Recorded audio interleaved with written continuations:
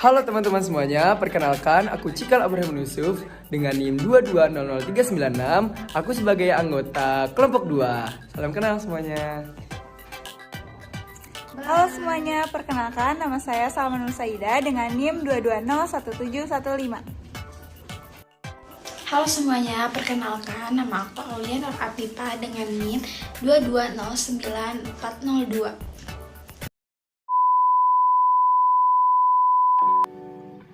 Jadi teman-teman, di sini kita akan membahas tentang praktik pendidikan.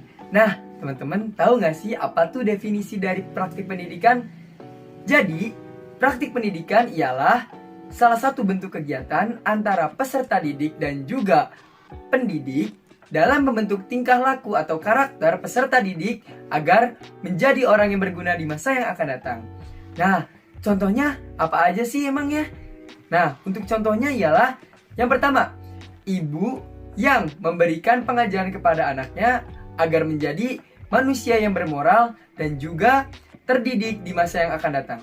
Yang kedua ialah guru yang memberikan bimbingan kepada murid-muridnya agar memahami soal-soal untuk menghadapi UTBK. Yang ketiga ialah pelatih futsal yang memberikan arahan atau strategi untuk memenangkan sebuah pertandingan. Jadi, teman-teman semuanya, untuk kegiatan pendidikan ini diperlukan dimanapun dan kapanpun, serta bertujuan untuk memberikan wawasan kepada peserta didik yang diajarkan atau dibimbing oleh pendidik. Nah teman-teman, selanjutnya ada jenis-jenis praktik pendidikan. Nah, jenis-jenis praktik pendidikan itu ada dua, berdasarkan bentuk kegiatannya dan berdasarkan sifatnya. Nah, untuk berdasarkan bentuk kegiatannya yaitu ada satu, berdasarkan bentuk kegiatannya dalam hal pengajaran, yaitu adalah interaksi antara guru dan murid atau pengajar dan peserta didik dalam menguasai pengetahuan. Dan yang kedua ialah latihan, yaitu interaksi antara guru atau murid atau pengajar dan peserta didik untuk menguasai keterampilan. Dan yang ketiga ialah bimbingan, yaitu interaksi antara guru dan murid atau peserta didik dengan pengajar agar dapat membuat keputusan yang tepat. Nah, untuk yang kedua ialah berdasarkan sifatnya. Yang pertama ialah sifat informal, yaitu sebuah pendidikan yang berada dalam ruang lingkup keluarga atau masyarakat, tidak terorganisir dan berdasarkan turun-temurun. Contohnya apa? Contohnya ialah gotong royong yang sudah diwariskan oleh leluhur kita. Yang kedua ialah bersifat formal, yaitu pendidikan yang kita hadapi saat ini, mungkin saat kuliah, saat kita sekolah, bahkan sedari kita TK, SD, SMP hingga saat ini, itu adalah pendidikan yang formal yang dimana itu dinaungi oleh lembaga atau instansi. Contohnya ialah saat kita SD tadi dengan kita SMP, SMA, kemudian kuliah saat ini, seperti itu ya teman-teman. Dan yang ketiga ialah berdasarkan sifatnya, yaitu bentuk non-formal. Nah, contohnya apa itu? Jadi, kalau non-formal itu di luar dari bentuk informal dan formal. Nah, jadi contohnya ialah seperti kita kursus mobil, kemudian latihan futsal, kemudian kita sekolah mengaji di RQ, dan lain-lainnya. Begitu. Nah, selanjutnya teman-teman, ada karakteristik pendidikan. Karakteristik pendidikan dibagi menjadi 3. Yang pertama ialah penyelenggaraan praktik pendidikan. Penyelenggaraan praktik pendidikan dibagi menjadi 2. Didorong berdasarkan motif intrinsik dan juga ekstrinsik. Apa sih itu motif intrinsik? Motif intrinsik ialah motif yang didorong berdasarkan kasih sayang atau secara psikologis dari pendidik kepada peserta didik. Dan untuk motif ekstrinsik ialah motif yang didasari untuk memberikan tugas atau pemahaman dari pendidik kepada peserta didik atau lembaga dan instansi yang menaungi. Nah, yang kedua ialah kegiatan praktik pendidikan. Nah, kegiatan praktik pendidikan ini dibagi menjadi 3. Yang pertama ialah dilakukan dari 2 orang atau lebih antara peserta didik dengan pendidik. Dan yang kedua ialah kegiatan pembelajaran. Yang ketiga ialah kegiatan dalam menerapkan konsep, prinsip, dan juga teori pendidikan. Nah, yang terakhir dalam karakteristik pendidikan ialah tujuan praktik pendidikan. Tujuannya untuk apa sih? Nah, untuk tujuannya ialah dapat memberikan proses ataupun memfasilitasi para peserta didik yang tujuannya untuk memberikan perubahan dalam tingkah laku agar tercapai tujuan pendidikan. Studi pendidikan. Apa sih studi pendidikan itu? Studi pendidikan adalah kegiatan individual atau kegiatan bersama dengan tujuan memahami konsep pendidikan. Nah, maksud dari tujuan memahami konsep pendidikan ini adalah agar diri sendiri atau tim yang melaksanakan studi pendidikan itu bisa mengalami perubahan tingkah laku baik berupa penambahan atau perluasan pemahaman mengenai sistem konsep pendidikan itu. Contoh dari studi pendidikan ini adalah membaca buku pelajaran secara individu ataupun berdiskusi kelompok tentang suatu pelajaran. Contoh diskusi kelompok tentang suatu pelajaran adalah misalnya ada 3 orang mahasiswa sedang berdiskusi untuk merumuskan berbagai alasan yang menjadi landasan tentang perlunya pendidikan sepanjang hayat. Nah, dari diskusi tersebut, para tim dapat menambah dan memperluas pemahaman mengenai konsep pendidikan. Studi pendidikan juga mempunyai 3 karakteristik. Yang pertama, berkenaan dengan motif penyelenggaraannya, kedua, berkenaan dengan kegiatannya, dan yang ketiga, berkenaan berdasarkan tujuannya. Yang pertama, berdasarkan penyelenggaraannya ada motif ekstrinsik, yaitu motif berdasarkan tuntutan dan tugas dari kurikulum. Yang kedua, motif ekstrinsik yaitu rasa ingin tahu yang mendalam. Maksud dari rasa ingin tahu yang mendalam adalah ingin tahu untuk memahami ilmu. Kegiatan studi pendidikan ini bisa dilakukan secara individual atau kegiatannya bisa dilakukan secara bersama juga. Isinya mempelajari atau meneliti fenomena-fenomena pendidikan dan merupakan upaya untuk memahami dan menemukan sistem konsep pendidikan. Tujuannya adalah memperluas dan memperdalam pemahaman tentang sistem konsep pendidikan itu. Jenis-jenis studi pendidikan ada berdasarkan cara kerja atau metodenya dan berdasarkan studinya. Berdasarkan cara kerja dan metodenya ada studi common sense pendidikan dan studi akademik pendidikan. Studi akademik pendidikan ini dibagi menjadi 2, yaitu studi ilmiah pendidikan dan studi filsafat pendidikan. Yang kedua, berdasarkan objek studinya dibagi menjadi 2, yaitu studi mikropendidikan dan studi makropendidikan. Berdasarkan cara kerjanya, yang pertama, studi common sense pendidikan. Studi common sense pendidikan adalah kegiatan mempelajari pendidikan melalui cara kerja orang awam. Cara kerja awam adalah cara kerja yang sering digunakan orang-orang pada umumnya. Karakteristiknya adalah caranya bersifat alamiah, kurang sistematis, kurang teliti, dan kurang mendalam. Manfaatnya adalah bisa menambah wawasan pendidikan dan manfaat bagi masyarakat adalah sebagai petunjuk praktis dalam rangka praktik pendidikan. Contohnya adalah perubahan kurikulum sekolah. Produknya adalah pengetahuan berupa konsep-konsep yang belum tersusun secara sistematis mengenai pendidikan. Materi selanjutnya adalah studi akademik pendidikan. Yang pertama ada definisi studi akademik pendidikan. Studi akademik pendidikan dilakukan melalui cara kerja ilmuwan dan atau cara kerja filsuf.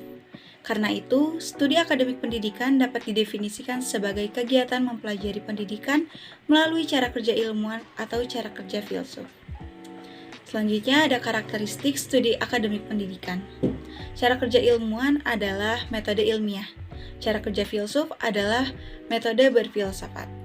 Sebab itu, studi ini dilakukan melalui kerja keras, berupa pengamatan atau berpikir secara sungguh-sungguh, sistematis, cermat, dan pengkajian mendalam dengan mengacu kepada argumentasi yang kuat. Menurut Mudia Harjo tahun 1991. Selanjutnya, contoh studi akademik pendidikan. Yang pertama itu dari James Halbrook yang melahirkan teori belajar tuntas atau Mastery Learning Theory pada tahun 1971. Lalu ada Bruce Joyce dan Marshall Weil menghasilkan Models of Teaching pada tahun 1986. Selanjutnya, melalui berfilsafat, J.J. Rouse menghasilkan filsafat pendidikan yang ia deskripsikan dalam bukunya yang berjudul Emile or on Education pada tahun 1762. Selanjutnya ada jenis-jenis studi akademik pendidikan. Studi akademik pendidikan dibedakan menjadi studi ilmiah pendidikan dan studi filsafat pendidikan. Baik, yang pertama itu studi ilmiah pendidikan atau kegiatan mempelajari pendidikan yang dilakukan dengan menerapkan cara kerja ilmuwan atau metode ilmiah. Contoh dari studi ilmiah pendidikan itu ada 3. Yang pertama ada penelitian dengan contoh Pak Ahmad, seorang guru SMA, sedang melakukan penelitian dengan judul Hubungan antara status sosial ekonomi orang tua dengan prestasi belajar siswanya. Yang kedua ada seminar pendidikan dengan contoh Seminar Nasional Pendidikan dengan tema Resurreksi Teori Ki Hajar Dewantara dalam rangka studi dan praktik pendidikan. Contoh yang ketiga ada diskusi pendidikan dengan contoh diskusi panel tentang model pendidikan profesi guru atau PPG dalam jabatan. Selanjutnya ada karakteristik studi ilmiah pendidikan.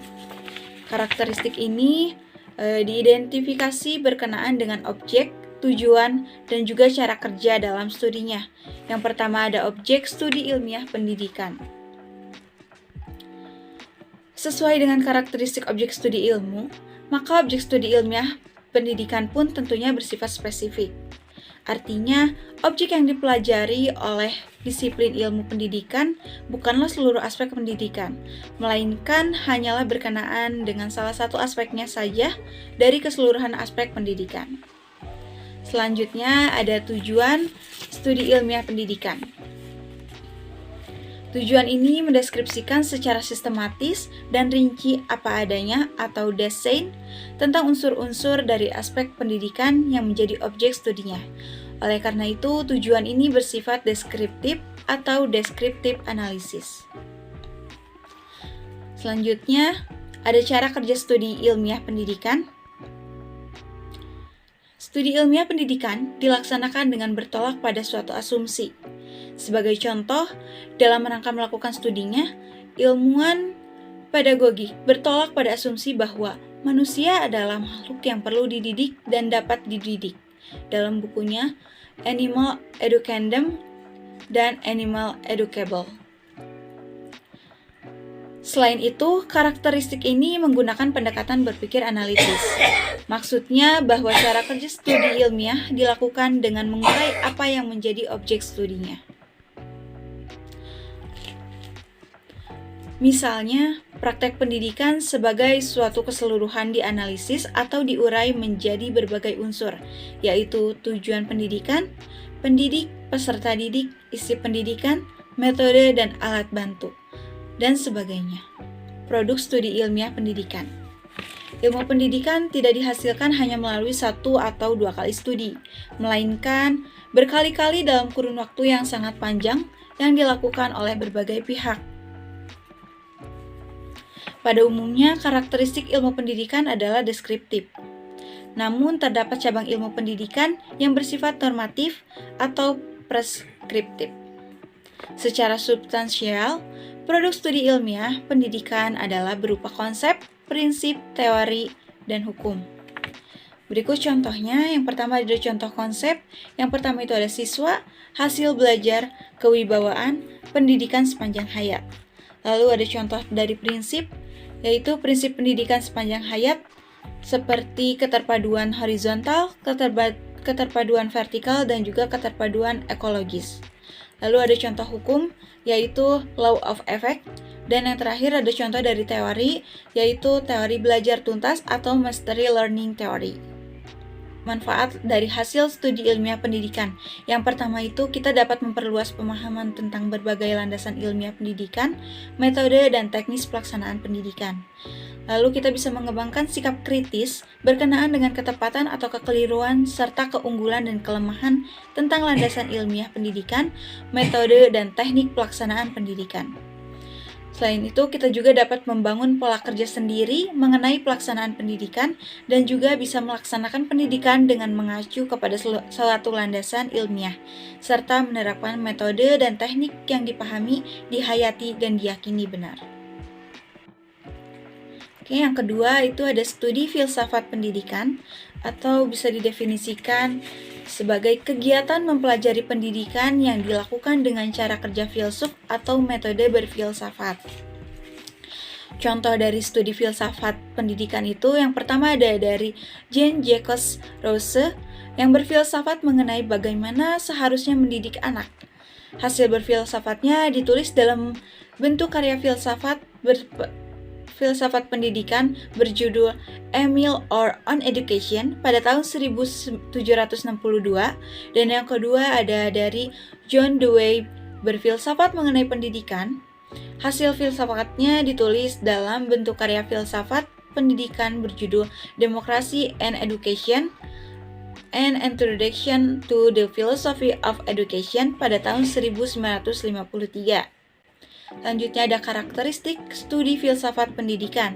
Yang pertama itu ada objek studi filsafat pendidikan. Objek pendidikan ini bersifat komprehensif mendasar yang disebutkan oleh Sarifuddin dan Kurniasi pada tahun 2017. Artinya bahwa filsafat pendidikan mempelajari seluruh unsur pada aspek pendidikan atau komprehensif. Namun dari keseluruhan unsur pendidikan tersebut hanya yang bersifat mendasar saja yang dipelajari. Selanjutnya ada tujuan studi berfilsafat pendidikan. Tujuan ini menghasilkan sistem gagasan yang seharusnya atau yang ideal, das Sollen, tentang unsur-unsur dari aspek pendidikan yang bersifat mendasar sebagai objek studinya. Karena itu, studi ini dinyatakan bersifat normatif. Selanjutnya ada cara kerja studi filsafat pendidikan. Studi filsafat pendidikan tidak dilaksanakan dengan bertolak atau mengacu kepada suatu asumsi, melainkan mulai dengan menguji asumsi. Selanjutnya, produk studi filsafati pendidikan. Secara umum dinyatakan bahwa produk studi filsafati pendidikan adalah filsafat pendidikan sebagai wujud sistem gagasan atau sistem pikiran tentang pendidikan sebagai objek studinya. Filsafat pendidikan dihasilkan melalui studi filsafat pendidikan yang dilakukan berbagai filsuf dalam rentang waktu yang sangat panjang. Sesuai dengan sifat tujuannya, produk studi filsafat pendidikan bersifat normatif. Artinya, sistem gagasan filsafat pendidikan selalu menunjukkan atau menjelaskan tentang apa yang dicita-citakan atau apa yang seharusnya. Menurut Sarifuddin dan Kurniasi pada tahun 2017. Selanjutnya ada manfaat hasil studi filsafati pendidikan. Yang pertama itu kita dapat memperluas pemahaman tentang berbagai gagasan filsafati dari berbagai aliran filsafat pendidikan sebagai landasan ideal pelaksanaan pendidikan. Kita juga dapat mengembangkan sikap kritis berkenaan dengan ketepatan atau kekeliruan serta keunggulan dan kelemahan tentang landasan filsafati pendidikan sebagai landasan ideal pelaksanaan pendidikan. Kita juga dapat membangun filsafat pendidikan kita sendiri sebagai landasan ideal pelaksanaan pendidikan. Dan yang terakhir, kita bisa melaksanakan pendidikan dengan mengacu kepada suatu landasan filsafati pendidikan yang dipahami, dihayati, dan diyakini benar.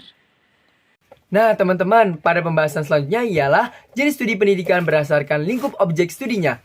Nah, yang pertama ada studi mikropendidikan. Definisinya ialah kegiatan mempelajari pendidikan pada satuan pendidikan tertentu dalam ruang lingkup sekolah, keluarga, masyarakat, dan kelompok-kelompok sosial. Nah, ada beberapa jenis studi mikropendidikan nih teman-teman. Yang pertama ialah pada satuan pendidikan keluarga, yaitu pihak yang memegang kekuasaan dalam keluarga, cara pencatatan garis keturunan, tempat tinggal dari pasangan yang menikah, komposisi kesatuan dalam pernikahan, dan yang terakhir ialah status sosial ekonomi. pada satuan pendidikan sekolah. Contohnya ada PAUD, TK, SD, SMP, SMA atau SMK, kuliah atau sekolah tinggi, dan sebagainya. Pada satuan pendidikan kelompok-kelompok sosial ialah primer dan sekunder. Primer dibagi menjadi peer group dan klub olahraga maupun kelompok jamaah, serta contoh lainnya.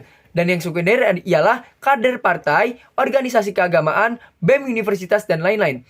Nah, untuk manfaatnya ini teman-teman. Manfaatnya yang pertama ialah memahami teori dan praktik pendidikan di berbagai satuan pendidikan.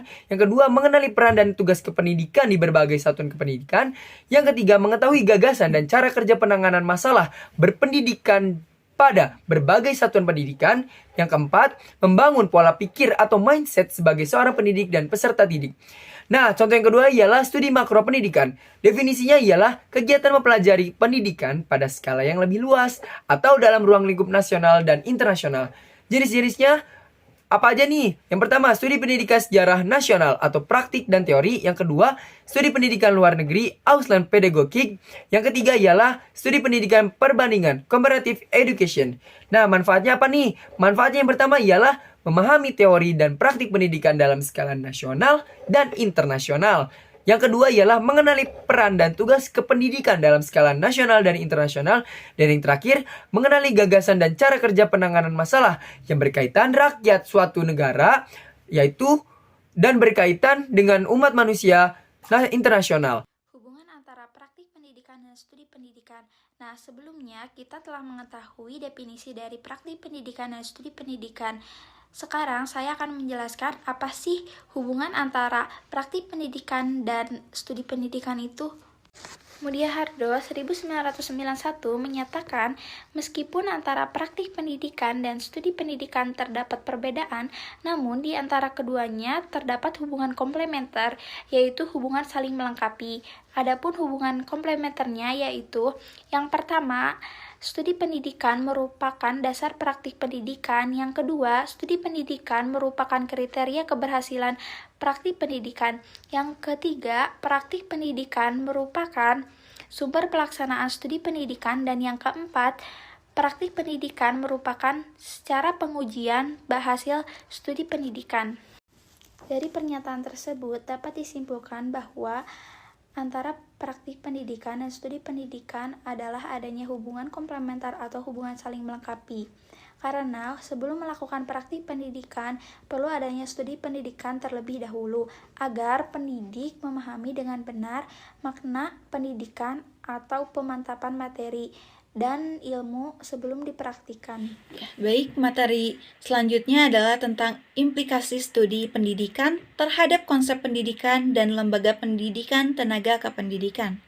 Yang pertama itu ada implikasi terhadap konsep pendidikan, dan yang kedua ada implikasi terhadap lembaga pendidikan tenaga kependidikan.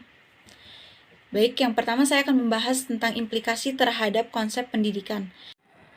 Dalam implikasi ini terdapat 3 bagian. Yang pertama, pendidikan sebagai ilmu, lalu ada pendidikan sebagai seni, dan yang ketiga ada pendidikan sebagai paduan ilmu dan seni. Saya akan menjelaskan pendidikan sebagai ilmu. Ilmu pendidikan menjadi dasar dan petunjuk praktis dalam rangka praktik pendidikan. Dengan mengaplikasikan ilmu pendidikan, para pendidik dapat menyusun desain pembelajaran yang memuat tujuan, isi, metode, dan teknik mengajar, serta evaluasinya. Atas dasar desain pembelajaran itulah para guru melaksanakan praktik pendidikan. Dengan demikian, makna dari pernyataan pendidikan sebagai suatu ilmu yaitu bahwa praktik pendidikan tersebut tiada lain adalah aplikasi dari ilmu pendidikan. Selanjutnya, pendidikan sebagai seni. Gilbert Highart dalam The Art of Teaching pada tahun 1956 menyatakan, "Saya yakin bahwa mengajar adalah sebuah seni, bukan sebuah ilmu. Mengajar melibatkan emosi yang tidak dapat dinilai dan dikerjakan secara sistematis. Dan nilai-nilai kemanusiaan adalah nilai-nilai yang berada di luar jangkauan dari ilmu. Mengajar harus melibatkan hati sanubari di dalamnya." Pendidikan sebagai paduan ilmu dan seni. Menurut A.S. Neil, mendidik dan mengajar bukanlah hanya suatu ilmu, tapi juga adalah seni. Tidak ada suatu strategi mengajar satu-satunya yang dapat digunakan dimanapun dan dalam situasi apapun. Mengajar adalah suatu seni yang menuntut bukan hanya penguasaan teknik, melainkan juga intuisi. Demikianlah, pandangan pendidikan sebagai seni tidak perlu dipertentangkan dengan pandangan pendidikan sebagai ilmu. Esensinya, bahwa praktik pendidikan itu hendaknya merupakan paduan ilmu dan seni. Yang kedua adalah implikasi terhadap lembaga pendidikan tenaga kependidikan. Hasil studi pendidikan mengimplikasikan konsep pendidikan sebagai ilmu dan pentingnya LPTK dalam rangka mendidik calon-calon pendidikan yang baik. Namun demikian, bukan berarti kita boleh menafikan gagasan pendidikan sebagai seni, sebab pendidikan idealnya dipandang sebagai paduan antara ilmu dan seni. Terima kasih atas perhatiannya. Kurang lebihnya mohon maaf. Wassalamualaikum warahmatullahi wabarakatuh.